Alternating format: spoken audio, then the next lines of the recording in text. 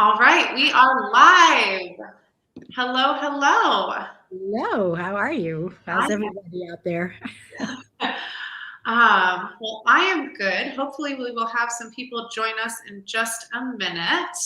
Um, and this will be online for people to watch again afterwards. So if they don't see it right now, they will still have the option to see it later. Mhm. Okay, so I'm Iris. I think anyone that's watching this probably knows that. Today I am joined by Joanne. Hi. So Joanne, tell us 30 seconds about yourself. Okay, I am a longtime travel industry person. By degree, however, I'm a social worker. So the skills actually translated into the travel business. So I've worked for an airline, a tour operator, but mostly as a travel agent. And then I did work on board the cruise line for a while as well with my husband. And we certainly enjoyed that. Now we're at our aging years and we're trying to decide what we want to be when we grow up. So I love that you trying to decide what you want to be when you grow up. yep. And what was it that you did on board the ship? We were the future cruise consultants, which meant we were actually like the travel agents on board. So we sold the guests their next cruise while they were hopefully having a good time. So they came to us and made the reservations for their future travel. Nice. And that's wonderful that it was you and your husband that got to do that together. Yes, that would made a huge difference. We did get to work separately on occasion. We would be pulled off or fill in for somebody that got sick or whatever. So we've done both solo and as a couple, but it's definitely more fun when you've got two of you doing the work. It's also easier when you have two of you doing the work. Yeah. So. Well, good. And where are you in the world right now? Right now, I'm in Wheaton, Illinois, which is about 25 miles west of Chicago. Very nice. Winter is coming. It's gotten a little chilly over the last couple days. I was in the city yesterday and it started to snow. So, yeah, we had our first snow in Vermont about a week ago, maybe. Okay, so you beat us. Mostly in the higher elevations. We haven't, like at my house here, we haven't had any, but it's coming. Yeah, it's definitely, it always does every year. Yeah. Okay, so today we're going to be talking about this world cruise that was released from Royal Caribbean. Yes. And the reason that I wanted to take this time to talk just about this itinerary is because it is so unlike other world cruises, largely due to its length. It's 274 nights long. And I know you've worked on a couple world cruises in the past. We have. Mm-hmm. Yep, including one when the pandemic started. Yes, that was an interesting experience, to say the least. Interesting time. Yes. And anyway, so thank you for joining me to talk about this world cruise. Let's dive into it. Okay, give me just 1 second to share the screen. And then we're just going to go with a window. Got the itinerary? Yes. And there we are. Great. Okay. So this Ultimate World Cruise is going to be sailing in 2023. So it's got a couple years, which I kind of think is good if you're trying to do this intensive of itinerary to give it a little bit more time from the pandemic. Exactly. I don't know what you're. Yeah, and since it's so long, I mean, there's a lot of planning you've got to do if you're going on as a guest, just from a planning and leaving your house type of view, So there's a lot involved pre-cruise for sure. So what are some things that people should be thinking about if they were looking into booking this? So the things that they might need to be planning pre-cruise. So we've got, it would be just over 2 years from now when the ship was leaving. But what would I think it's, yeah, I took a couple notes on it. I want to say December 10th it's leaving of 2023. And then getting back September 10th of 2024, if indeed you take the whole voyage. So that's quite an extensive trip. It's quite an extensive seasonality trip because you're going to Tahiti in the hot weather, you're going to Antarctica in the cold weather, you're going to China So as far as packing is concerned, you're going to want to be doing your layering and bringing on things that are multi-purpose, that type of thing. Of course, the cruise line has laundry facilities, laundry service, I should say. So, it's not like you need to pack 274 days worth of clothing, but you really need to look at your destinations and look at the weather at the time you're going to be there, because a lot of people don't realize that, they think South America is warm. Well, not necessarily. South America can be quite chilly if you're going to be down there in their winter. So, check your dates, do your research. You're always going to be better off knowing where you're going when, for a lot of reasons, weather and packing being just two of them. So that's certainly one of the things. And as far as leaving home is concerned, you need to make arrangements for your mail. Because the U.S. Post Office will only let you have a postal box for 30 days at a time, and then you have to come and empty it. So, you have to have good neighbors, perhaps, or stop it, or have it forwarded to somebody. So, paying your bills. I think most of us are probably using electronic bill pay these days, but if you're not, you certainly want to look into that, because it's going to make it a lot easier while you're gone. You're not going to be worried about missing a bill that's coming in the mail. Right. Making contact, emergency contact list. Make sure you have somebody checking on your house or your condo or wherever your RV, wherever you happen to be living. Winterizing it, because you're going to be gone in the winter if you live up north. So it's silly things like you don't really think about. Drain the pipes. Turn the water off, drain the pipes, set the thermostat, depending on where you live accordingly. So you want to really do your research on what you need to weatherize your home while you're gone for that long. Right. Even if you're only taking a segment, because the segments are 40. They're substantial. Plus, yeah, they're not short segments. So you're going to be gone for a while. There's only 4 segments. So, even if you only take a short one, you're going to want to look into doing that as far as your home is concerned. Right.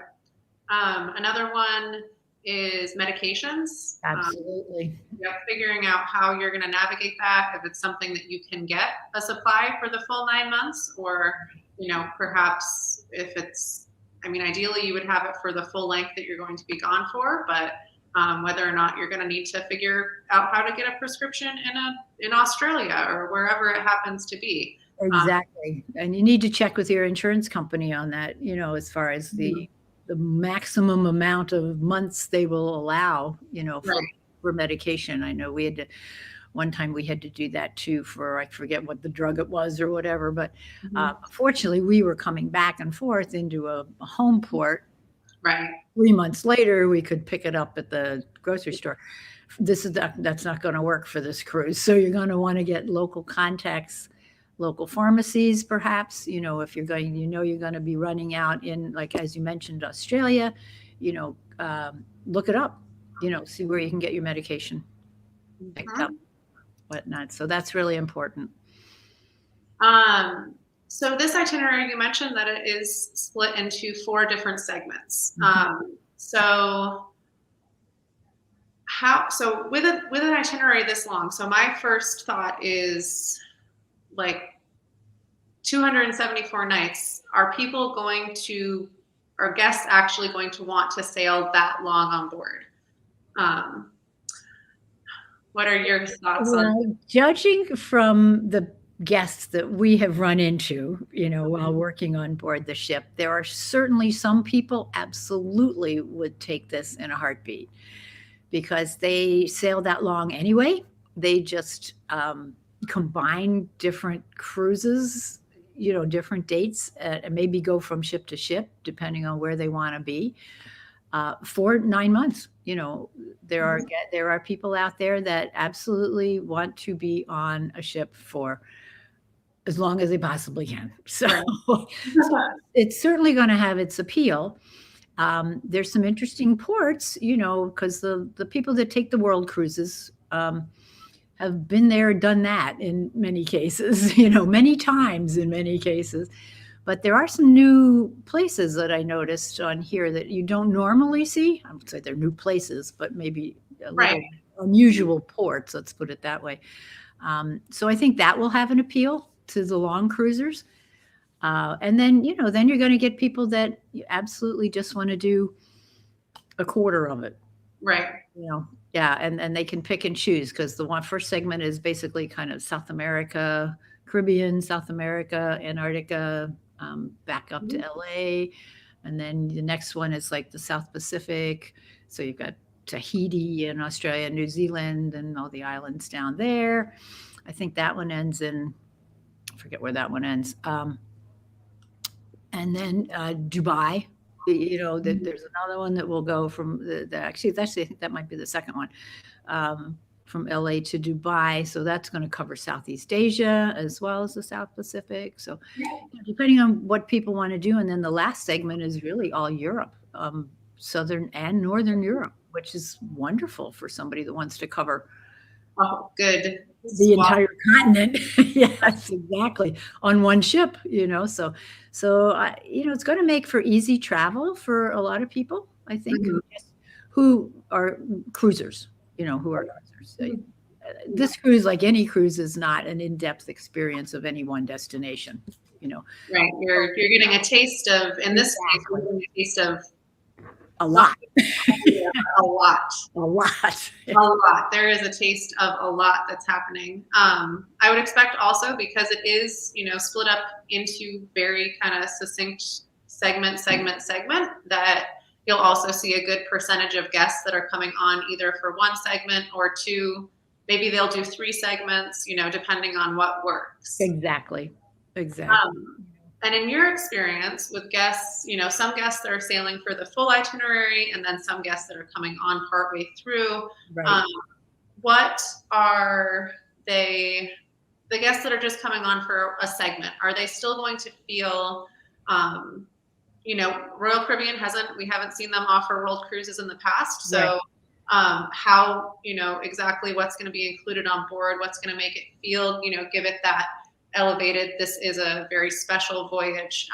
But in your experience, if someone is coming on for just a portion of a world cruise, does it still give them that feeling that they're on this grand world, like this world voyage? Like, do they still get that feeling? I think they do. What they don't get is the neighborhood feeling that you find with what I want to say, cruise lines that have been offering world cruises, and they have repeat guests that come back every single year or every other year, and these people have made friends for life, basically, because they sail together so often and for so long. So they've got, there is definitely a, and I don't mean this in a bad way, but a cliquey feeling, for those who are on board full time. And it's not necessarily bad, and it doesn't mean they don't welcome the segment people, as it were. Right. But, the segment people aren't going to have that immediate I'm home feeling, or I'm back feeling is what it is. They'll certainly get the feeling, hopefully Royal Caribbean will be doing what most cruise lines do, is sort of upgrading their service a bit as far as the cuisine and shore excursions and entertainment and things like that. At least I'm hoping they do. I feel like they typically do a good job at the cruise product that they're offering. They do. Yeah. Absolutely. And they do have a lot of, the loyal to Royal. Like there's a lot of very loyal Royal Caribbean guests, and this could be a great offering for them, that they found a cruise line that they love, but they want to do a longer itinerary. So and the more exotic itineraries, that's I think what's going to appeal to a lot of people, no matter what cruise line they are loyal to. Right. It's some of those segments are really quite interesting, and I think that could prompt some of the loyalists to switch brands, at least for this particular cruise, at any rate, to give it a try. See how it goes, see what happens.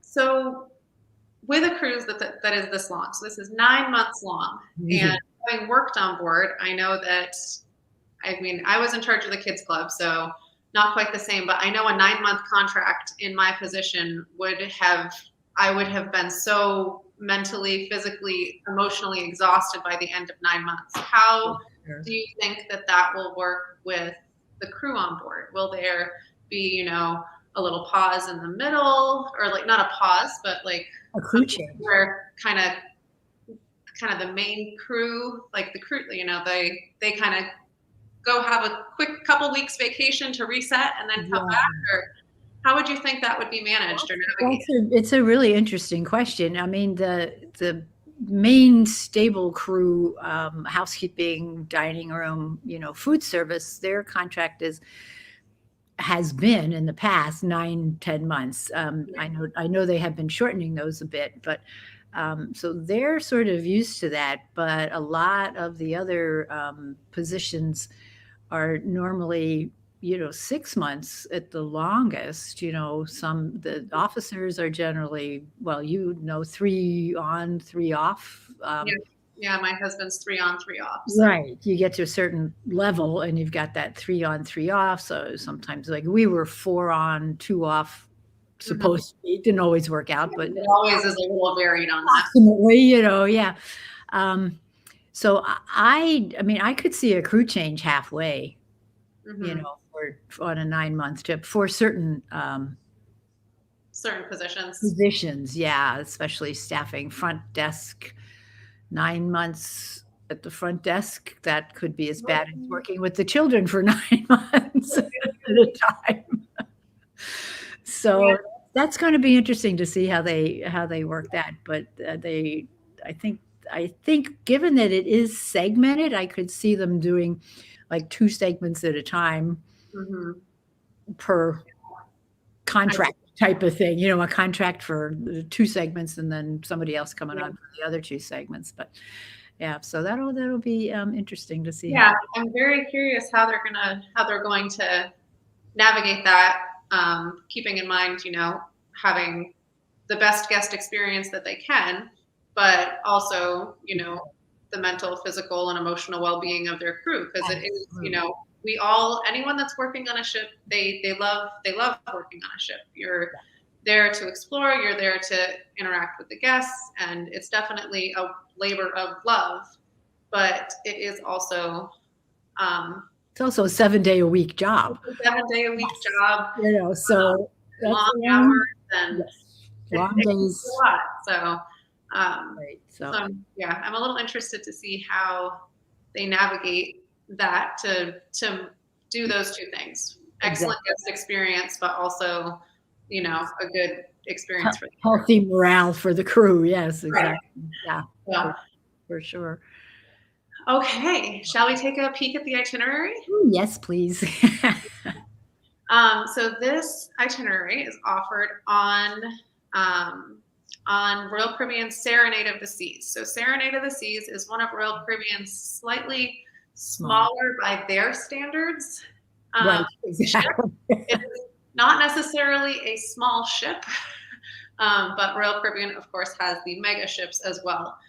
So this is part of their Brilliance class, I believe. It's like the Panamax design. So it's it's a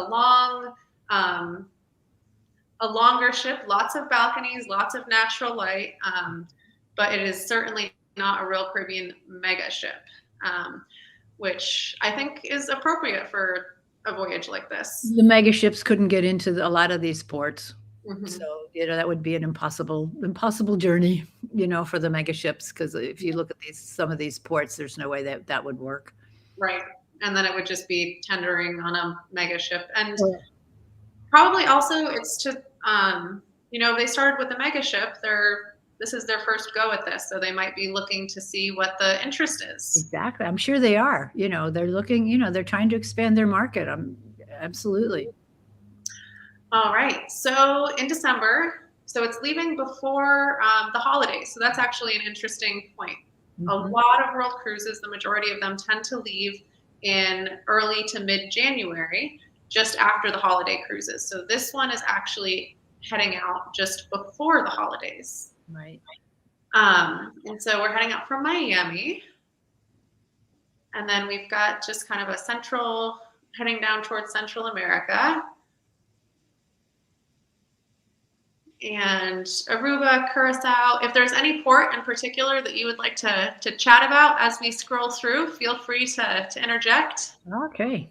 Well, you know, the Dutch Antilles there are, if you're a water person, a diver, those are great destinations to head out and do some scuba diving. Yep, affectionately known as the ABC Islands. Mm-hmm. Then we're going to head down to Barbados, Grenada, French Guiana. I haven't ever been there. Have you been to? Devil's Island? Yes, actually. Yeah, the South America, the World Cruise often go to Devil's Islands, and it's an amazing place. I was totally surprised at how well kept the historical site is. It's really fascinating, and it relates to, for those of who don't know Devil's Island, if you of us older folks who remember the movie Papillon with Steve McQueen jumping off the cliff to escape the prison. That's the island. Island. I might actually have to check that movie out. Oh yeah, I know. I've said that too. I should rewatch that. You know, even though I've seen it a few times. No, a couple of years ago on the world cruise that we were on together, I joined in Peru, so I missed the first South American segment and Antarctica. And joined in Peru. I tried to get my husband. I was like, "Can you just ask the company if you can go to work like a month early?" Right. And I think he's glad he didn't, considering how it went. Right. That's how it ended. So this was the world cruise that was interrupted by the pandemic, and everything kind of got a little mixed up at the end there. Everyone handled it the absolute best they can. I can't say enough about how supportive, I guess, everyone was to each other after getting that. But it definitely would have been a very long contract for my husband had he gone a month early. That's right. And then months after the cruise ended, he stayed on, right? All right, then we're going to head down the coast of Brazil, including Rio de Janeiro. Now, this is interesting because Rio de Janeiro is on New Year's Eve, right? But not an overnight. Oh, yeah, you know, you're right. I just saw that. That is interesting. So that's an interesting. Yeah. I suppose that's okay though, because you get your sightseeing in, and then you come back on board for the ball. Assuming they will do a part, I'm sure they will. You know, we're going to do a New Year's Eve blast, no doubt, on board ship. That gets everybody back on board. Okay. Yeah, that's true. It gets everyone back on board. Yeah, for the. I've actually been on rope. I was when I was in high school. My mom took me on. We were on the Mariner of the Seas for a New Year's cruise. So I've actually. Yep, different perspective because I was in high school at the time, but it was still a lot of fun. That's all right. Yeah, that works. All right, so we've got Uruguay. And it says Iguazu Falls, just so people know that's not a port. Buenos Aires is the port, and from Buenos Aires you would fly down or to Iguazu Falls. And I would highly recommend everybody who's on that trip take that shore excursion because Iguazu Falls is just spectacular, absolutely spectacular. I did it on my own when I was down there, just spending some time in Argentina, and it's an hour and a half flight or so down to the falls, but just amazing, absolutely amazing. Well, I'm going to have to add that on my little list of things to do. Put it on your bucket list, absolutely. I really need to explore South America more, so maybe I should do this first segment. I want to do it too, but I want to do it on land. You know, there's a lot inland in South America. You know that they can't quite get there on the ship. So, yeah, ships I've definitely found when you're traveling by cruise is that it's a great taste of a place. Exactly, and it lets you know where you kind of want to go back to explore more. Yes, but it's not necessarily all of that place. Right, exactly. Now with World Cruises, there are sometimes options to do overland excursions. Yes. while you're on a world cruise. Can you talk a bit about what those are? Yeah, well, I noticed that I took some notes. Hang on, let me just look. Okay. I got a new computer and I haven't been able to hook my printer up yet. So, Oh, but Royal Caribbean is doing this Seven Wonders package. okay. And it includes Chichen Itza, Rio, Machu Picchu, the Great Wall, the Taj Mahal, Petra, and then the Colosseum in Rome. Mhm. So they didn't have details, but that's going to be complimentary if you are a Platinum Crown and Anchor member or higher. That's incredible. So that's for those of you Royal Caribbean loyalists, take advantage of that and make sure you, if you need extra points to get there, do it before the cruise leaves in December of 2023, because that could be worth a fair amount of money. Now, whether these are overnights or not, I am not sure. Machu Picchu is going to have to be an overnight because you can't do that in one day. I would imagine the Taj Mahal as well. The Taj as well, for sure. Yeah. Chichen Itza, Rio, Rome. Yeah, you can kind of do this in a day. I'm not sure what they're doing there, but just be aware of that. But obviously it's way too early for them to put out any shore excursions, but I'm sure they will do what the other world cruise lines do, is offer these overnights of 2, 3, 4, 5 days at a time, depending on how many sea days there are between ports. In a lot of cases, you can get off in, let me think, I'm trying to think. I got off in Singapore and I went to Cambodia. And rejoined in a different port. Same thing with the Taj. You may get off in, I don't know, Goa or someplace and end up going up and then getting back on in Mumbai or whatever. So when those shore excursions do come out, take a good look at them, because they're a great way to see things that are inland and very historic, important, beautiful, depending on where you are. With Sydney or Australia, there might be an outback excursion that you could do for a few days, and that's not someplace you're going to be in the neighborhood of anytime soon, generally. So, I would suggest taking advantage of things like that while you are on board. And this also comes down to your earlier point about doing your research. Absolutely. And so see what you want to see. Yeah. If this is kind of one of your first in-depth adventures where you're trying to, see a good portion of the world, or maybe you're experiencing parts of the world that you haven't been to before. Right. If you are, for instance, looking on this website and you're scrolling through and you see, oh, there's the Taj Mahal. How wonderful. I'm going to get to see the Taj Mahal. Do your research, because the Taj Mahal isn't something that you're going to get to just walking off the ship. It's correct. And so while a voyage like this will allow you the opportunity, you'll be in the region to see something. If, as you're looking through, there's something near one of these places that you've always dreamed of going to, likely there will be a shore excursion or some option that would allow that to happen for you. Exactly.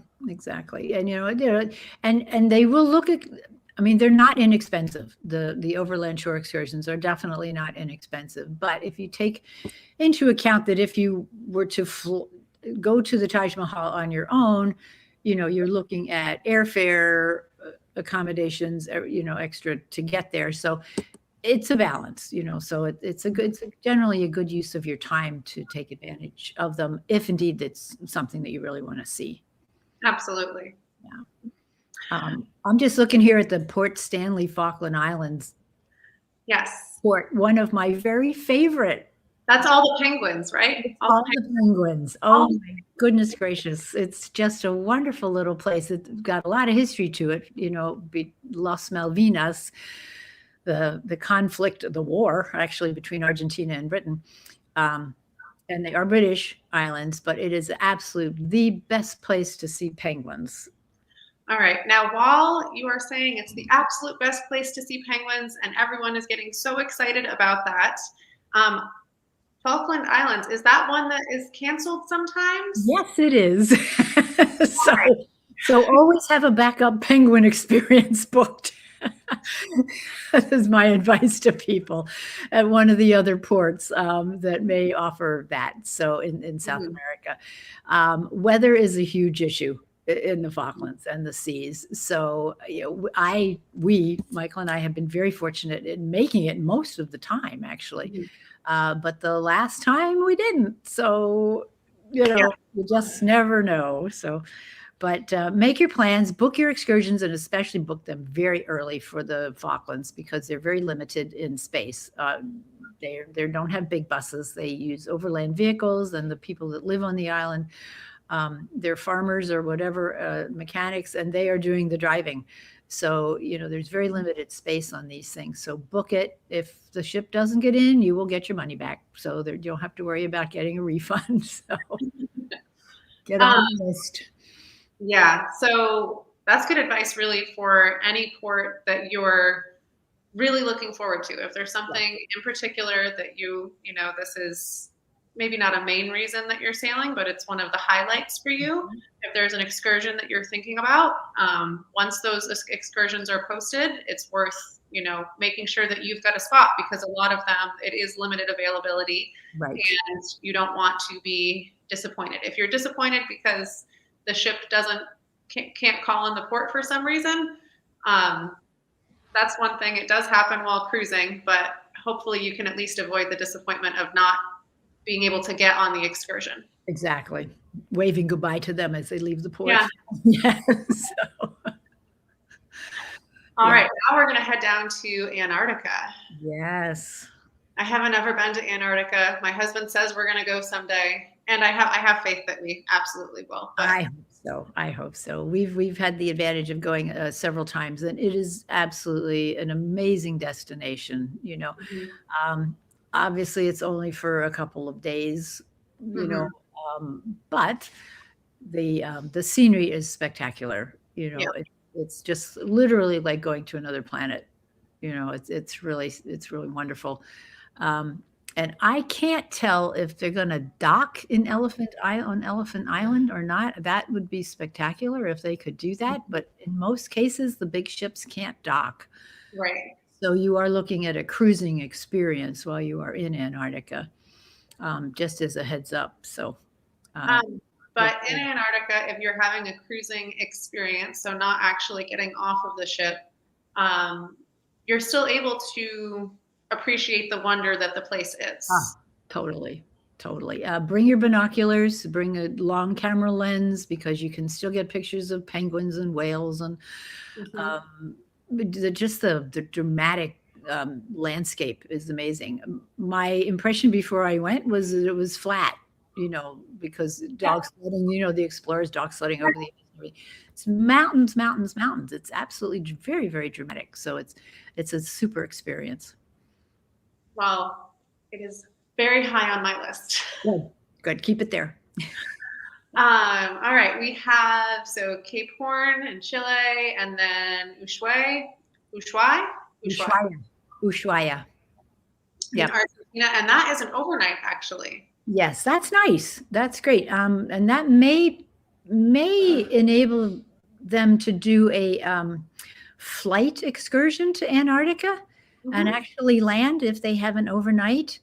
That also does not always go because of the weather. I tried 3 times and never got in the plane up one time and had to turn around and come back. But so there's a possibility that might be a landing experience for Antarctica. So the guests should watch carefully for shore excursions on that because that would be a chartered aircraft and that would be very limited availability.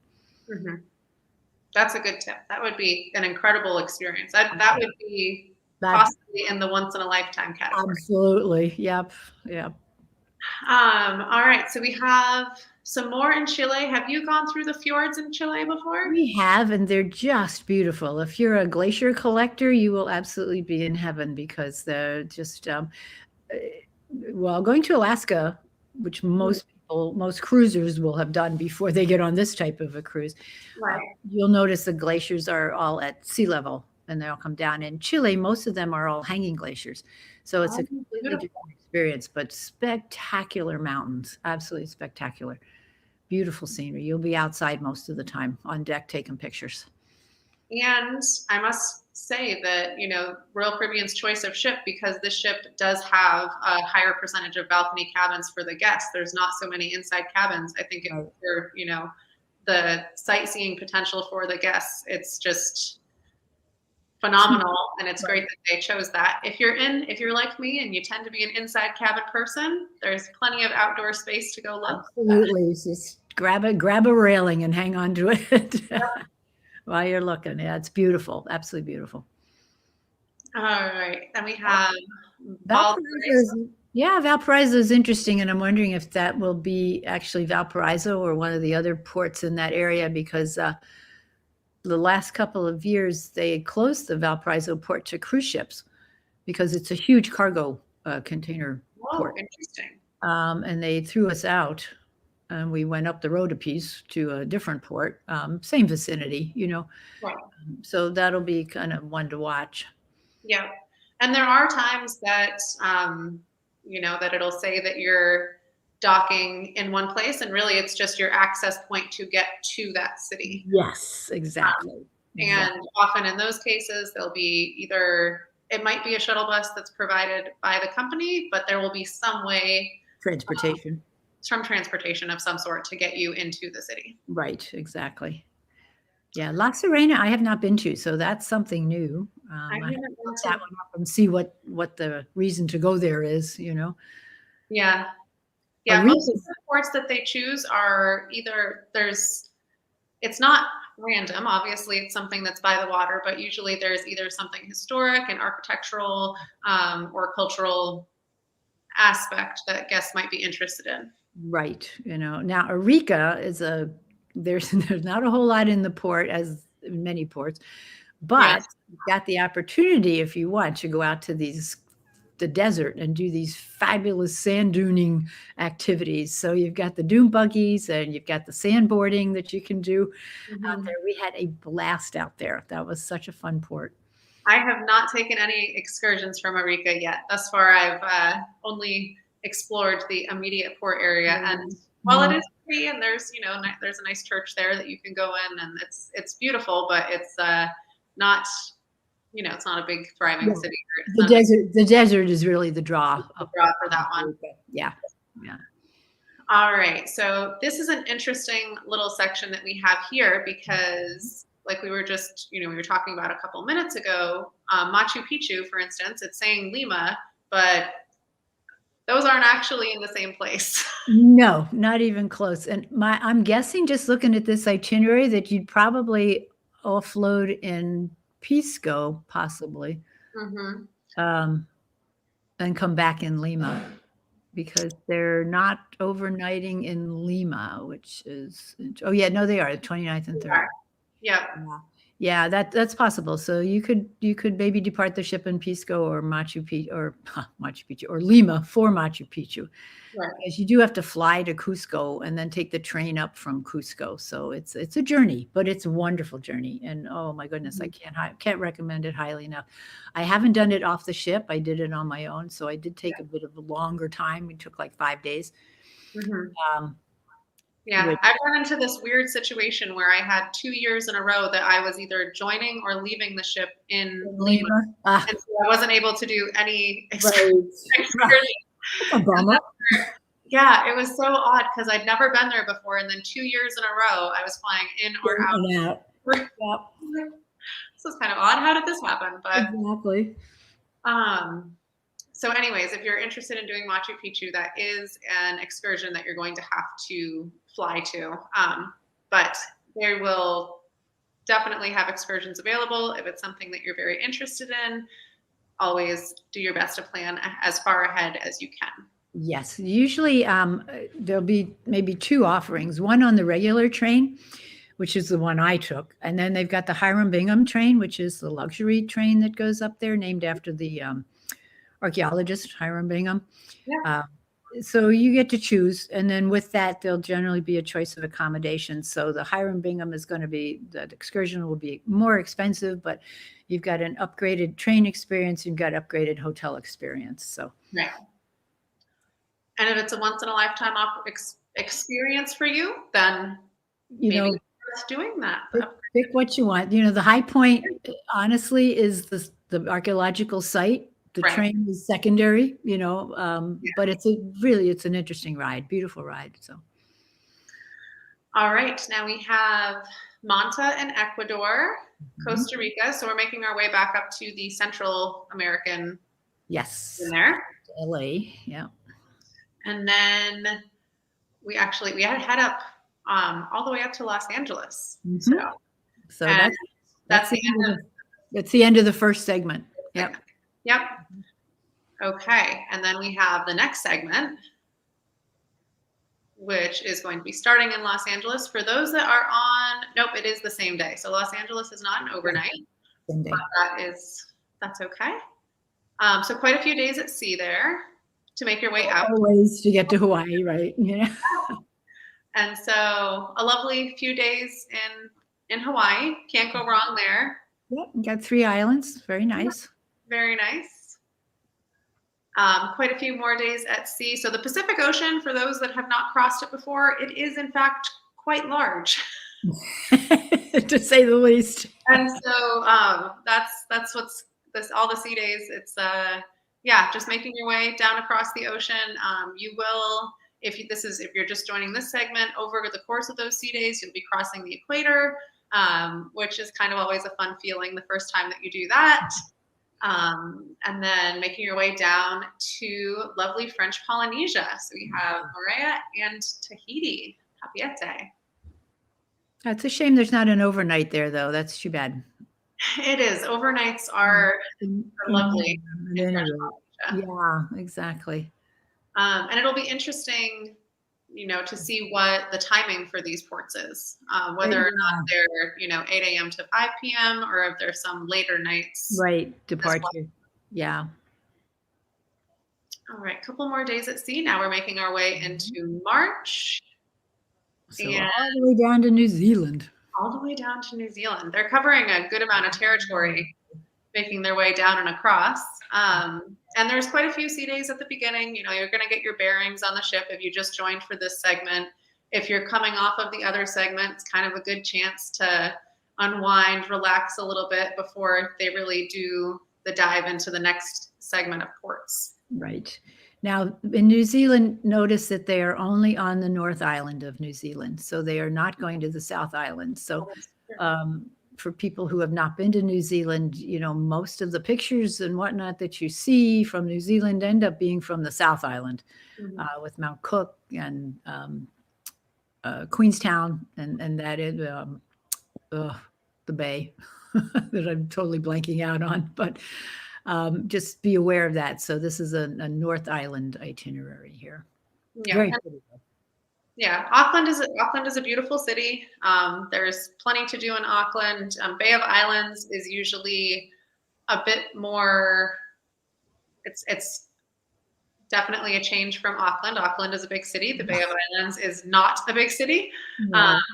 But you get a Maori experience probably up in the Bay of Islands.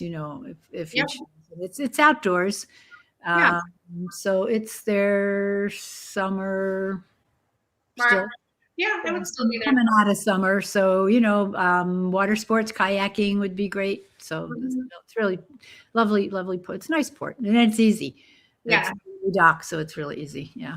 There's I think it's there. I've been on a couple, just easy kind of walking hikes. They're not, intensive hikes by any means, but no, it's a nice outdoors place. Stretch your legs. Right. But it is a very good point that you make that it's not on the South Island. Right. All right, we have a little bit of Australia. Yeah, and no overnights, which is interesting. So, yeah, especially on a voyage of this length. Right. Typically, when I see longer world cruises, I don't necessarily think that it means a ton more ports. Normally, it makes me think that we're going to have more overnights. Overnights, right? Exactly. But this one, it's not so many overnights. Yeah. Which is, for a voyage of this length, is kind of surprising. It is surprising. Mm-hmm. Yeah. So Sydney, you know that there's a whole list of highlights that you could go through with Sydney. Yes. Lovely, fun city. There's a couple different places that ship stock in Sydney. If you are not right next to the Opera House, there's going to be a shuttle bus that'll bring you down, and that'll bring you at least to, what is that key called? Darling Harbor, usually. Darling Harbor, yes. Darling Harbor, yeah. Which is a fun area, and then from there, it's not too bad walk to get to the Opera House in that region, right. that part of town. Right. I haven't been to Newcastle. I have not either, actually. I've been to Brisbane, and that's lovely. Airlie Beach, that's nice too. That's another outdoor type of place. Gorgeous. You know, I did a hike with a photographer, and that was really fun. Oh, that's nice. Yeah, well, it's good and short. You know, nothing too terribly strenuous, you know, but took you to some really great viewpoints and things like that. So that was good. And then the reef. Cairns. Yeah, up to the reef. Yes, which is where you'd head out to the reef. There's a few different options. It's not like you just get off the ship and the reef is right there. It'll be an excursion of some sort to get you to the Great Barrier Reef. It's a couple hours away on a boat. It's a couple hour boat ride if you haven't done it. But if you're a snorkeler or if you're a diver, obviously that would be a primary thing to do there. Mm-hmm. And if you are a little hesitant with snorkeling and diving, there are some small islands that you can go to where it's not really snorkeling right in the reef, but you can still see some giant sea turtles and some beautiful just sea life. Yes. Yeah, sea life. But it's without, you're not, you know, so much in the open water. You're not going to be on the reef, but yes. So you're reef adjacent, but so if you're someone that is a little hesitant about being, you know, out on the reef, you know, don't let that dismay you from being able to experience some of the natural wonder that is living below the water, that you could still experience while you're, you know, sailing along Australia. And the other thing is the rainforest. So if you're not a water person, you know, you get to the rainforest from Cairns. So that's a really nice trip too. All right, now we have a few days at sea before we're going to stop in Indonesia. Yeah. So I haven't been to Lombok. Me neither. And that's a big dive destination. So that's a big dive destination. Okay. Yeah, but also evidently beautiful islands from friends who have been there. And, Bali we've been to, and of course most people know Bali from movies, pictures, you know, all kinds of things. And it is lovely, and the people are lovely, and it's very it's one of the more, I would say, commercialized Indonesian islands, you know, tourist islands, but lots of places to stay, you know, so it's a big place for Australia to go to visit and vacation. So they get a lot of Australians there that visit and stay. The last time that we were there, when we got off the ship, one of the guys that works with my husband on board, he started speaking to a cab driver because we were looking for a place to eat. We just wanted to go to dinner.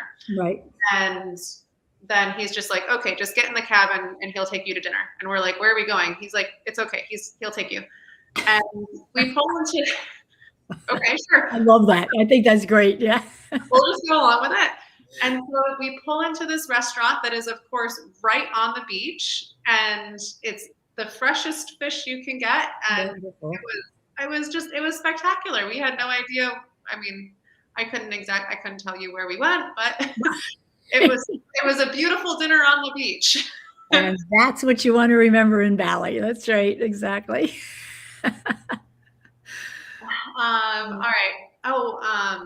Actually, something that I've always enjoyed when you're sailing in this region is a lot of crew members are from, you know, the Philippines and Indonesia, and often they get to see their families, even if it's only for a couple hours while the ship is in port. And it's just the most special day to be a part of, to see. I mean, they're meeting their children for the first time.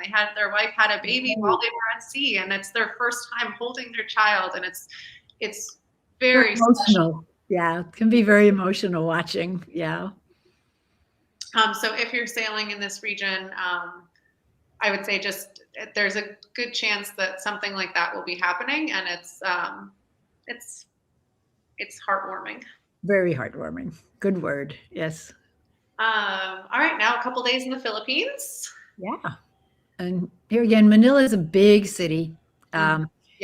We generally, if they dock the same place that we have docked, you can just walk into town.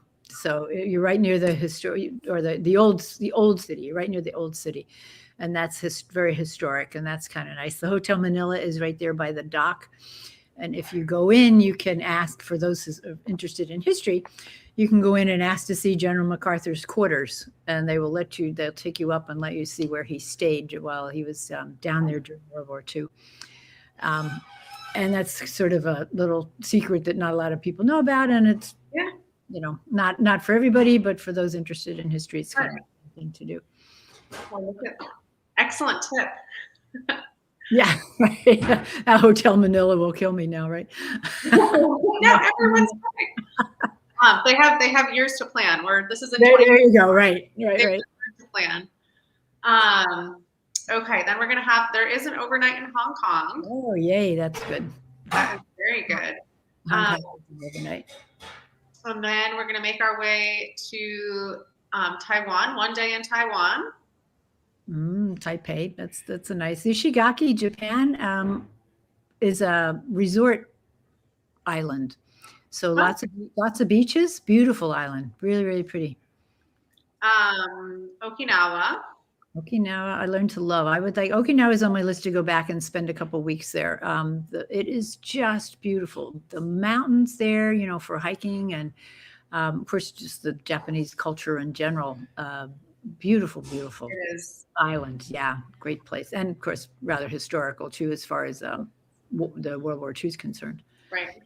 Yeah, Japan is a very lovely country, and it's so interesting the differences between being in the city and in the country in Japan. Yeah. We were in Tokyo one day, and I don't know if this is oversharing or not, but you go in, and to use the bathroom, it feels like you have a computer control. Yes. You mean the Toto toilets? Yes. And there's heated seats, and there's great. Yeah. Right. Music. It's great. And then the next day, we are in a small village. I take a train out further into the small village, which was an absolutely lovely experience. I got to be part of a tea ceremony, and but to use the facilities in this, it was a hole. Right. the eastern toilet. Right? Yeah. And I was it was just such an interesting contrast between the two. Right, between the two. Well, you've got the Asian experience then, for sure. All right, so now we're heading to South Korea. So my South Korean experience is very limited. I've flown through Seoul, but that is pretty much it for me with South Korea.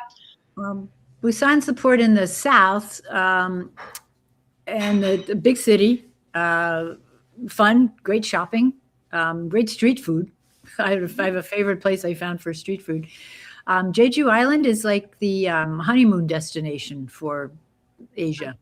Okay. Beautiful island. I actually went to a conference there, so I spent about 4 or 5 days there a number of years ago now, and then back on the ship. So really, really pretty island. You'll get a good feeling of the Buddhist culture. Mm-hmm. There's a temple there that's very lovely to see. Seoul, of course, big city. Big city. All right, Beijing and Great Wall of China. So this is one where it's saying Beijing, but Joanne, do we dock in Beijing? Not even close. They will probably dock in Tianjin, is my guess. That seems to be the closest city to Beijing, and the Great Wall is not near Beijing either. So everything is going to take a lot of transportation, time, and patience because it's extremely crowded over there. It's probably a 4-hour drive to Beijing. And from Beijing, it's what, an hour and a half, 2 hours, maybe out to the wall. I can't go. It depends on where they take you. There's a number of different sites on the wall from Beijing. Definitely worth going. I mean, don't miss it. You know, Tianjin is a nice city too, but it's not the Great Wall. It's not the Great Wall. And it's not the Summer Palace, and it's not the Forbidden City. So, you know, definitely just put your patience on, put your headphones in, bring a book, whatever, you know, because you may be stuck in traffic. It's going to happen. I don't know post-pandemic how crowded it will be, you know, but pre-pandemic, you really have to steel yourself for the crowds going through the sites because it's not just tourists. It's not just, you know, non-Chinese tourists, I should say. There's millions of Chinese tourists that will be there too doing the same thing. So just be aware that it by that time it could be crowded again. So, but it's certainly worth seeing. Absolutely. You know, I went twice, and well, twice from the ship and once on a different trip. So, and I, you know, whether I would go again depends on, you know, what time of year it was probably. So, but I love the Great Wall. I've been to like, I think 3 different sites on the Great Wall, and they've all been very that's wonderful. Unique and very interesting. Yeah, really fascinating to be able to just stand there and look at that and say, wow, they built this. Yeah, you know. It's interesting to visit as well because, I mean, I guess you have it in your mind with the different pictures and whatnot, but then when you actually go to climb it and to walk on it, and it's this, I found it the steps are all very inconsistent. With very uneven. Some of them you feel like you're like climbing up, and others are just like, doot, doot, doot. Right, exactly. And some are straight up, some are long, you know, walking along the wall type of thing. So, you know, it just depends on what segment that you end up going to. Now with in a place like this, so if you're going from Tianjin to the Great Wall, which is a bit of a trek to get there, this is one where, you know, I don't think that every excursion you go on needs to be through the cruise line. While the cruise line offers definitely a convenience, if, you know, not everyone needs to be, but if there was one that, I mean, there's a few that I would say, but if you're going a long distance away from the ship, and you might run into traffic and different things, I would recommend, if you're looking at going to the Great Wall, looking at what the cruise line offers, because if you are stuck in traffic, the ship is going to wait for you. Yes. Yeah. This could be really dicey doing it on your own for sure. It's just too far and too complicated. And unless you can read and speak Chinese, I would definitely not recommend it. Going solo, you know? Yeah, no, because you're risking a lot to try to. Oh my gosh, yeah, because the next port is in Japan, so it's not going to be easy to catch up to. The other thing, when you go on an itinerary such as this, you're going to many different countries. There's going to be different visa requirements depending on where you're going. Often on a world cruise, the company is going to give you just at least a basic outline. If you're from, the US, they might give you a basic outline as to what the general needs for visas are, but the responsibility still lies on the passenger to make sure that you have the visas that you need. Yes. You can be physically on the ship without a Chinese visa, but if you want to go to the Great Wall, if you're from the US, you're going to need a visa. Right. And that is a process, and it's not super simple, but it depends on where you live. Like here in Chicago, I can take the train in, drop my passport off, go back 2 days later, and I have my visa. So it's joys of living near a city. But from Vermont, perhaps it's not our nearest office quite so simple. City, so yeah, so I used a visa service to get mine. Right. because my other option was to, do the 6 or 7 hour drive to New York New City, York, yeah. figure out how to stay there for a few days, and Yeah, then definitely not worth it. Right. Exactly. Yeah. Yeah. And that's a good point.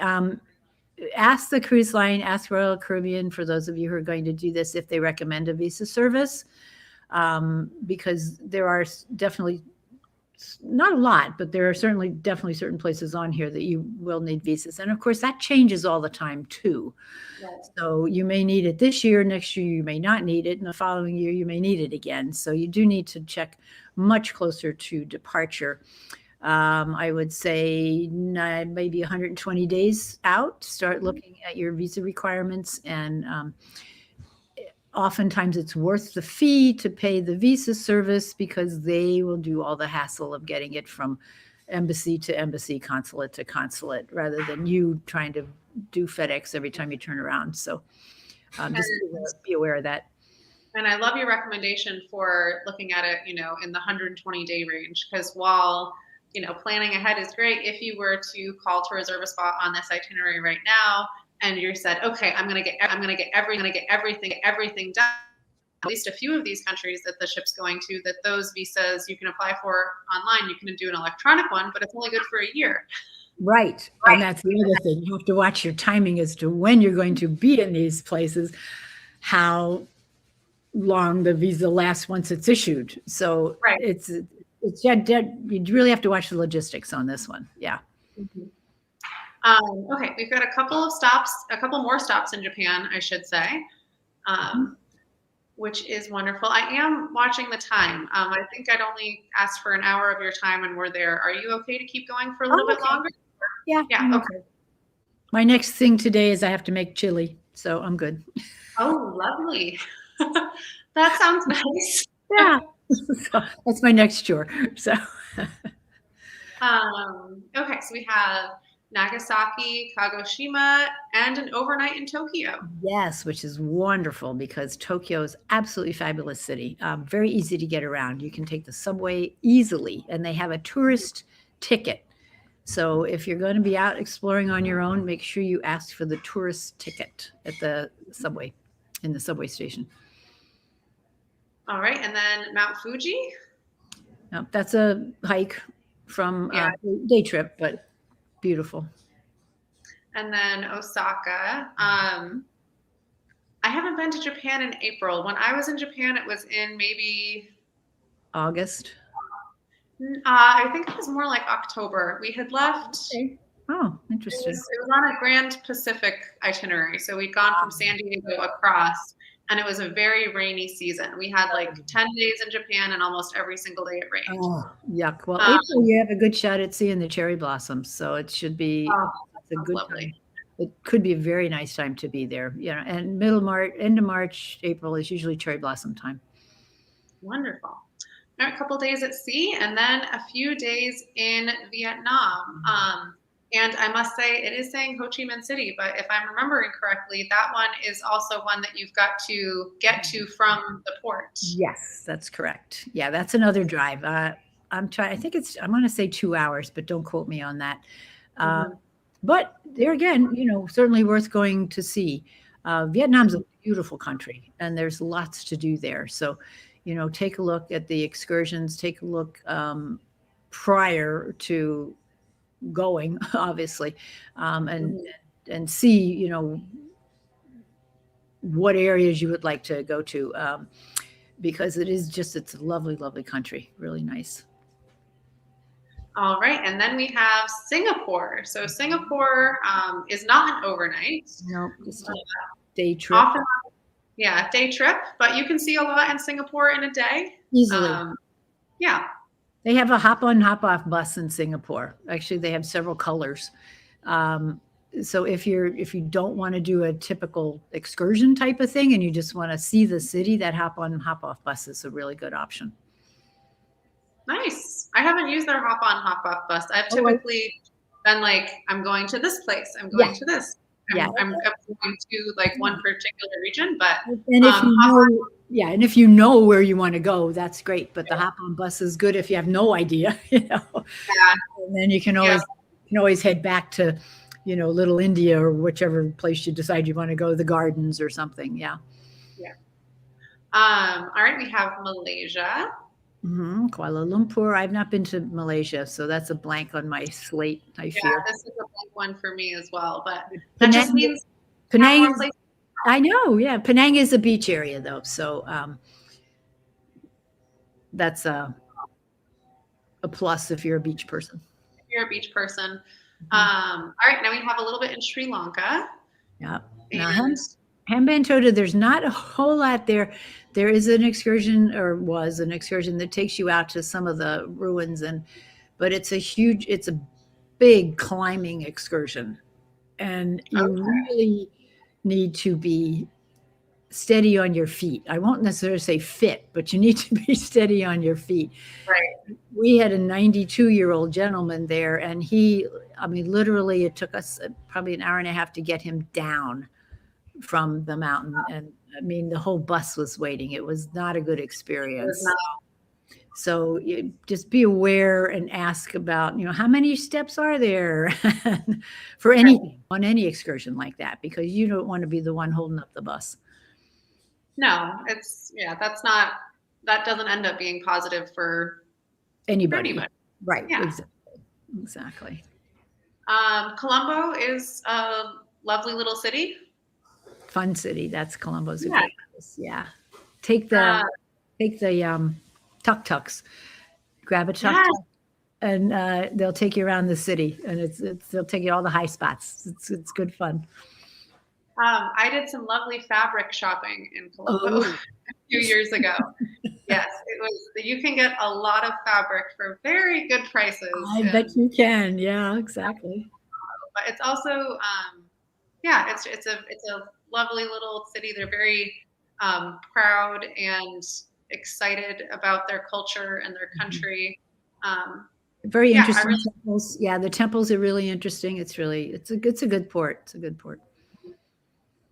All right, Cochin, India, which I have been to, and the Taj Mahal was not there. No, it's not. Taj Mahal's in Agra, so yeah, you're gonna have a hike. This is a trip, and you'll notice it is only a day trip. So I'm thinking you're going to get off in Cochin and probably get back on in Mumbai if you go to see the Taj. Yeah. So if you're looking over this itinerary, just be aware a couple of these places, like the Taj Mahal, that might be your access point to it, is in Cochin, but don't just expect to get off the ship in Cochin and see the Taj Mahal. You will not find it. Right. All right, then we have a day at sea. Then we're in Goa, followed by an overnight in Mumbai. Yeah, so that gives you good access to a lot of places there too.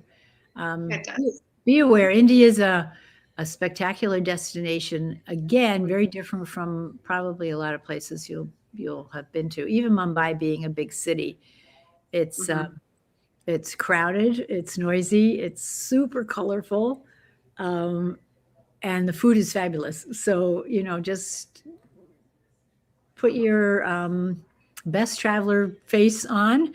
And patience, because there's a lot of traffic. Again, a lot of people, a lot of traffic. But they all honk at each other, but it doesn't seem to be aggressive honking. I don't know how to differentiate between aggressive honking and their honking, but it doesn't feel aggressive. It's just noisy. Yeah, it's just really. It's just kind of like hey. Yeah, it's very interesting. It can be a little intimidating, but don't be intimidated. Just accept it as it is, and you'll come away with a great experience. For those that follow my blog, I have a blog post on my experience in India, and it was very, I loved it, and I was, I guess, a little surprised that I loved it. My first day in India was in Cochin, and there were a lot of aggressive taxi drivers right off the ship, and so that kind of, put my guard up. Right. And then we had a few days in Mumbai, and over the course of our time in Mumbai, which was I didn't go on any excursions. I was just wandering, but we ended up crashing a wedding, and we were the first day of the wedding festivities, and we ended up, helping string the flowers together to decorate the just the whole time ended up being experiences like that with people that were just so welcoming and warm.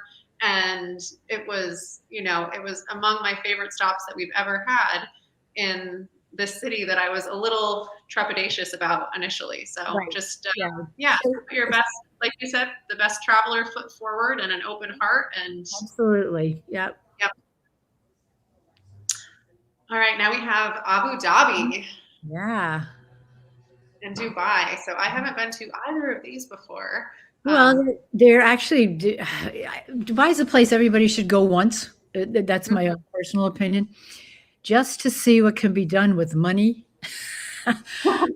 Yeah. Because Dubai is not very old. It might be 30 years old, as Dubai City, and it is jaw dropping. What they have built there. Abu Dhabi is a bit more laid back, but the mosque there, I don't know if it's still the largest in the world or not, but it is absolutely beautiful. Oh my goodness gracious, so impressive.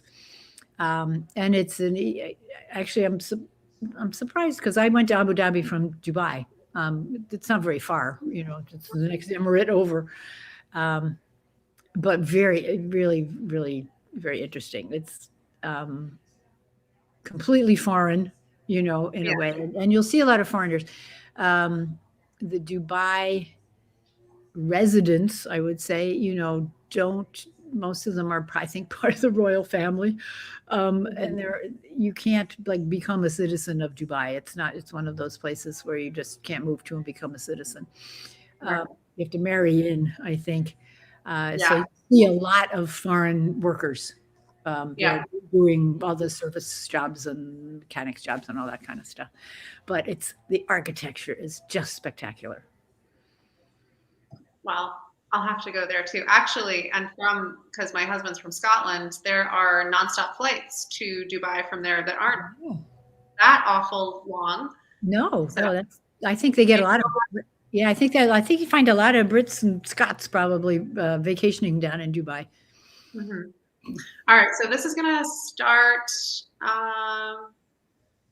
the next segment. Yes, this is starting the next segment. So this would be the third segment, and it's starting in Dubai.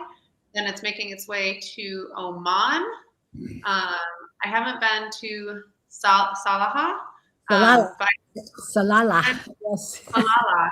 I have been to Oman, and we were in Muscat, which was beautiful as a country. So, yeah, Salalah's I'm going to say typical desert type town, city. It's very beige. Mosque, but some good desert experience there. All right, now the next one is another one of those that's a little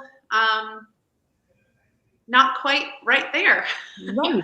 So it's saying Petra in Jordan. My guess is they're actually docking in Al Aqaba and then making their way, which is going to be a couple hours to get to Petra. Well worth the adventure. It was beautiful. We had a great time. We bought a miniature Holy Grail to pretend that we'd found the Holy Grail. We rode camels, which was fun, and lots of good things. But that's another one. If you get off the ship in Al Aqaba and expect that Petra is just right there. No, Aqaba is great for water sports. Here again, I keep, because I'm a diver. So, I've done the Petra thing. So this time I went diving, and that was a good experience. And the city's okay, but if you have not been to Petra, by all means, get yourself there, one way or the other. It is spectacular. It's one of those hidden desert cities. Think Indiana Jones. When you walk through the canyon to get there, and the library comes into that crack there from that slot canyon, but it's just nothing like it, It's quite the experience. Yeah. But that's another one. Be aware, though. Yeah, I was just to say, be aware. It is a walking excursion, and it is quite hot in May. So know your limitations, because it's about a mile walk through the canyon. You can go on horseback, and you can get a buggy, as well if you don't want to do the walk, but I believe it's about a mile to actually get through the canyon to the site itself. And then the site itself is very large, very expansive, Yeah. very little shade. So yeah, you can walk and walk and walk. You can yes, and climb yes. and climb and climb, yeah. So, but it is amazing, just amazing. You'll be glad you went. Absolutely. All right, then we have a couple of stops in Egypt. And I haven't been to Egypt yet. I've sailed adjacent to it as we went up through the Suez Canal, but I have not stopped there yet. Egypt is actually one of my favorite places. I've been a number of times, but not for quite a while, unfortunately. And to me, just get off the ship and go on whatever tour you can get on, because it's a fascinating country, absolutely fascinating.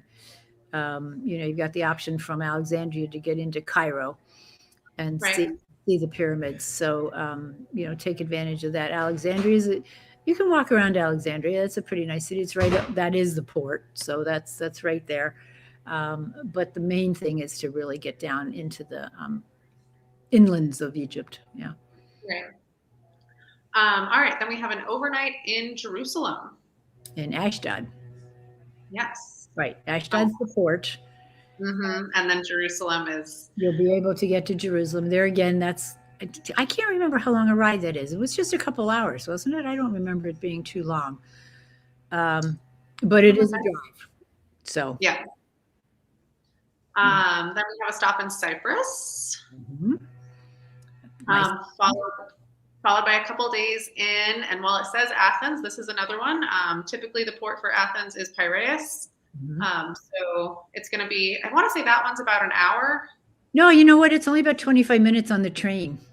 Oh, all right. Really 25 minutes on the train, not bad. Or the bus. You can take a bus. Generally, there'll be a hop-on bus that is right there in the dock in Piraeus that you can take if you want to do the hop-on bus. There'll be the regular bus, the public transportation bus, stops right outside the port that you can take in there. Or if you do want to take a little walk around the harbor, we're here, we kind of go around here. You can take the train and it goes right into the city. So there's lots of options to get into Athens from Piraeus. Yeah. And then we have Ephesus, which is likely going to be actually Kusadasi. Mm-hmm. And then taking, on a tour or whatnot to get to Ephesus. Definitely worth it. It's beautiful there. Yes, that's an amazing archaeological site, spectacular. And it's being worked on all the time. So, if you haven't been for 20 years, you might want to go back and check it out and see what else they've got opened up. So. Okay, then we have Bulgaria and Romania, which those aren't often on World Cruise itineraries. So, and the Ukraine actually, as we head on down. Yeah, these are good ones. So, Holland America used to do a trip, the Black Sea cruise. Mm-hmm. And you could get to Bulgaria and Romania and the Ukraine. It hasn't been done for a number of years now. So this is kind of exciting, the fact that you can actually get to these places on this trip. So I was excited to see these ports. I thought, ooh, those are great for people who haven't, who've done so much of the rest of the trip, but, something new, This is something new. Yeah. I did hear from someone recently that, who did they say? Oceania and Azamara were doing some Black Sea. They were looking in, or they'd heard rumors about it, but that seems to be maybe coming back, maybe an up and coming place again. It's so dependent on the political situation. Well, it's like the ports in Turkey are same thing. Yeah, exactly. Because for years you go to Istanbul, and then then Istanbul wasn't an option anymore. No, and then it came back. So hopefully it'll stay back. Here it is. Yeah, Trabzon. I don't know Trabzon, so that's a new port for me. I don't know where that is. I should have looked on the map. I'll have to check it out. But Istanbul is one of my very, very favorite cities anywhere to go, because it's Western and Eastern all at the same time. And literally, you can be in Asia or in Europe. In Europe, right, exactly. Yeah. And it's so easy to get around. Oh my gosh, between the ferries and walking and taxis if you need them, just a unique experience and beautiful, beautiful city. All right. All right. Then we have a little bit of Greece, Yeah, a which you bunch of can't. Greece actually, which is Yeah. nice. Yeah, which is nice. Some of these are Greek islands. Not Greek islands aren't all the same, but they're all lovely. I don't know how. Yeah, they are. They're all different. They really are all different, which is fun, so it Yeah. gives you a different experience. Bodrum, Turkey, I have not been to in quite a while, but that's a port city, and they do a lot of yacht rentals and boat rentals out of Bodrum. Right. It's got St. Peter's Castle there, which is also a really cool place to see. And one of the ancient wonders of the world, and I'm going to miss it. It's an amphitheater. So, for a little place, it's packed with lovely things. So, really Oh, nice spot. Yeah. very nice. I'm not going to have us chat about each one of them just in the time, but Santorini is one that's probably going to pop out to people. Santorini is a very lovely port. It's the one that you've seen, the donkeys going up the hill or the tram. It's in the crater of a volcano, Yes, so that's it what's is cool about beautiful. Santorini. It is beautiful. Yeah. But so are the rest of the Greek ports. So They really are, yeah. And then Crete, which is a lovely, lovely stop. Olympia, so that's going to be one that you've got to get into, right?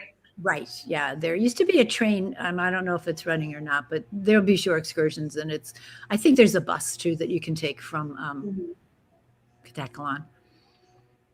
And then Corfu, and then we're going to head over to Italy. A nice little selection of Italy here, including an overnight in Venice. Venice is a lovely port, although it won't be Venice proper, I don't think. I doubt it'll be Venice because I think the ship is still too big, to go. Yeah, Venice is It's kind of. probably going to be up north, closer to Trieste, is my guess. But we'll see.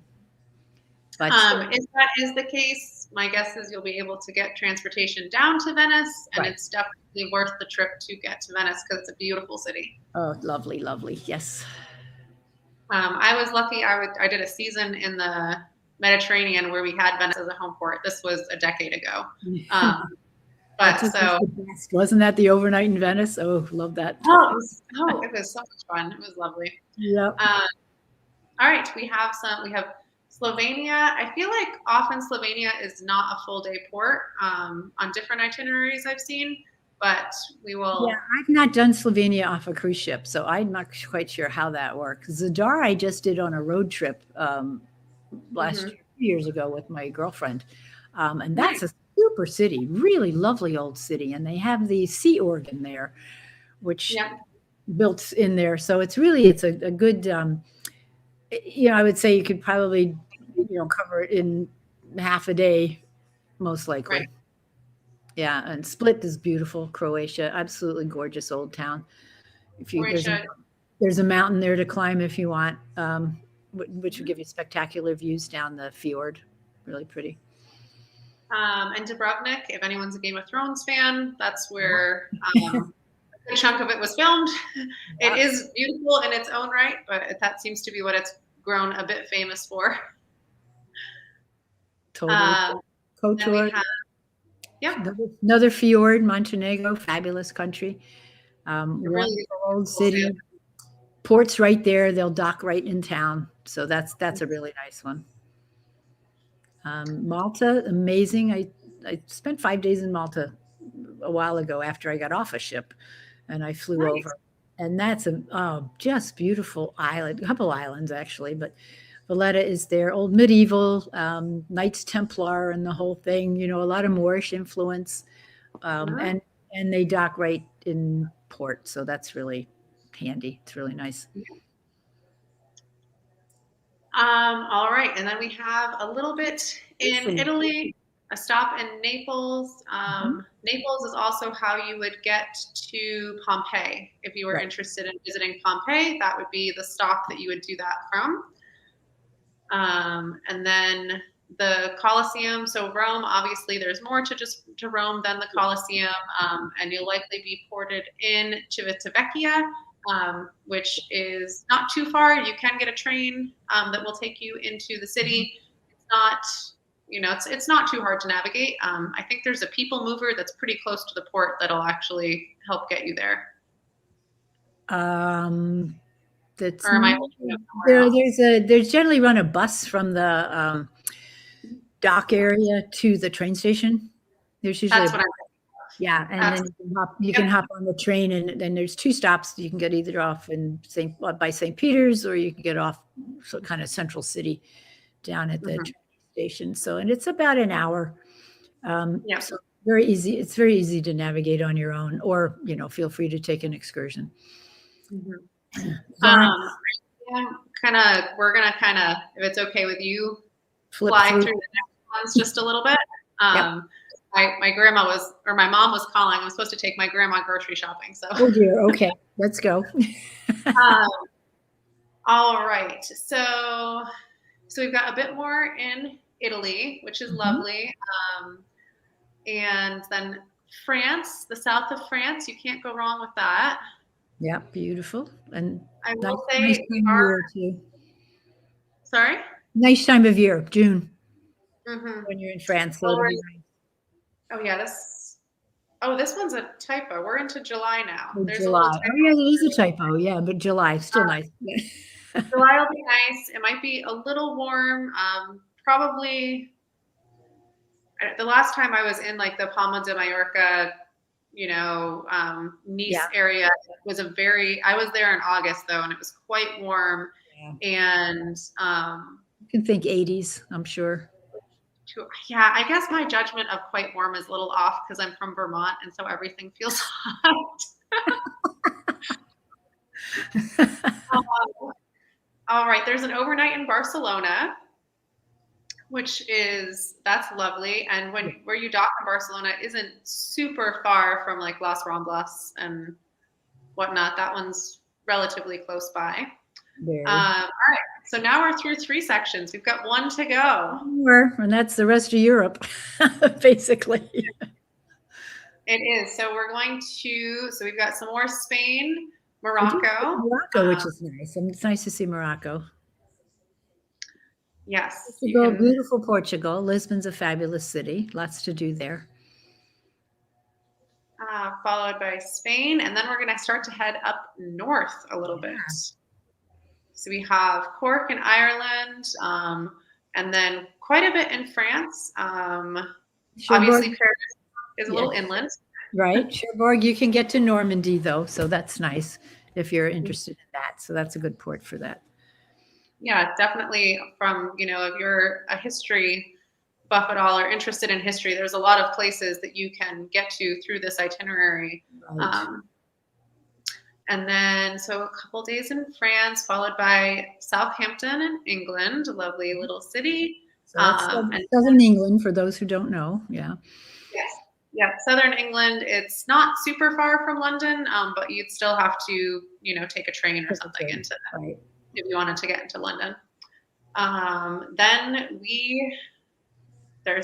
I didn't actually look to see how many countries were on this itinerary, but there's a lot. All right, so then we have Belgium, Denmark. So where it's saying the Berlin and Warnemünde, that's another one where Berlin is about 3 hours, I think. That's about right. Yeah, I think so. Yeah, south. You can do it by train or by bus. Yeah. Tallinn, Estonia, which is a lovely little stop.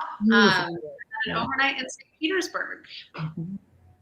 And I'm glad there's an overnight in St. Petersburg just because there's a lot to see there. So much. The thing about St. Petersburg, talking about visas, is if you plan on doing this on your own, getting off the ship and wandering around on your own, you will need a Russian visa. If you stick with taking a shore excursion, the ship will cover your visa. So just be aware of that as a guest. A lot of people don't know that. So you don't have to get a Russian visa on your own if you are taking the shore excursions from the ship. Right. And then we have a stop in Helsinki, a stop in Stockholm, Visby, some very wonderful ports. Yeah, and then Lithuania. That's exciting. Yeah. We don't go there very often. So No, that's one that you don't see too yeah, we often. don't see a lot. Yeah. And then a couple more stops in Denmark, Right. as well as another in Germany. Yeah. And then comes, well, this all is exciting. I also love Norway. Norway. Everybody loves Norway, I think. It's hard not to like. It's beautiful. It's just spectacular. And there's a good selection of Norway here. There's quite a few. Lots of ports. Really. I mean, they really go all the way up the coast, which is nice. And then Bergen, and then back to Amsterdam. Yeah. Which is kind of funny that they're popping back in and then heading back out, but I'm guessing it's provisions for the crossing. That makes sense. You know, yeah, so they can provision for the crossing and everything, and then over to Iceland. One of my favorites, Iceland. And overnight in Iceland too. So oh, that's great. Yeah, so definitely take advantage of that and get out to see all the waterfalls and the volcanoes. And then we've got Greenland. We have Kurkortak, Greenland. Yes. Greenland uses more cues than any other language I've seen. It would be great for a Scrabble board. Wouldn't it? I know, lots of points. All right, and then St. John's, so Newfoundland. I'm a little surprised they don't do more of I know, the Maritimes. Yeah. Maritimes in the St. Lawrence area. Yeah, me too. But that's okay. I mean, they went big in Europe, so. Yeah, I love the Eastern Canada. Yeah, but they have an overnight in New York, which is nice. They do. And then Bermuda, which is gorgeous. And then we finish it off in Miami. A beach day. So. Yes. Ending on a beach day is kind of nice though, because it's relaxing. It's finishing it off well. It is, and you don't feel you have to go if you don't want to. If you have more things to pack and whatnot, if you haven't done that by now, on your crossing. Yeah. So it isn't. It is a nice way. There's no pressure, which is good. Yeah, which is good. Well, this has been fun. We'll have to go, Iris. What do you think? You have to go. I don't know if I'm going to be able to do the entire cruise. Yeah, well, yeah, I'm thinking that might be even a little long for me, I must admit. Yeah. Well, thank you so much for joining me. Oh, it's been great. Yeah, thanks. It's been fun. I love chatting with you and picking your brain. You are just such an incredible wealth of knowledge through your travels and your experiences. So thank you for joining me. Absolutely. Thank you for asking. So it was good. And so any of you lovely guests out there that are looking for a spectacular 9 months at sea, take advantage of it. Hop on, see how you like it. Try a segment, for those of you who haven't done a full world cruise, do a segment if you've got the time. And then, be aware of your cabin choices. That's the other thing. You don't have to have a balcony if you like it dark at night and you don't want light. Inside cabins are there. I don't know how many they have, but they certainly do have some, I know. And that would be the least expensive way to go. I did look, and it did say that very important though, this is non-refundable. This whole trip is non-refundable. Wow. So when you book, please get your travel insurance immediately. Yes. That to me was kind of shocking, actually. That is very shocking. Yes, that was like a fax point. I went, whoa, okay. So just be aware that as soon as you book, put your deposit down. You want to get your everything sorted. You want to see what the cancellation penalties are. Right. If it be non-refundable immediately on deposit or not. I did not go that far. Right. But just be aware that you need to find that out up front, before you go down. So, or get your travel insurance. So that thought that was pretty important. They do give a discount if you pay it all up front right away too. There's a 10% discount, just so you know. That could be pretty substantial. It's definitely substantial because the buy-in rate here is $61,000 per person plus taxes. So 10% of that is a couple of short versions. So That is. yeah. Anyway, that's my travel agent advice. So there you go. All right. Well, nice to see you again. It was nice to see you again. Indeed. And good luck with everything and the holidays coming up. And I hope that I will see you on board again someday. Oh, that would be lovely. That would be lovely. So have a great holiday season. Thanks, Iris. Thank you. And thanks everyone for watching.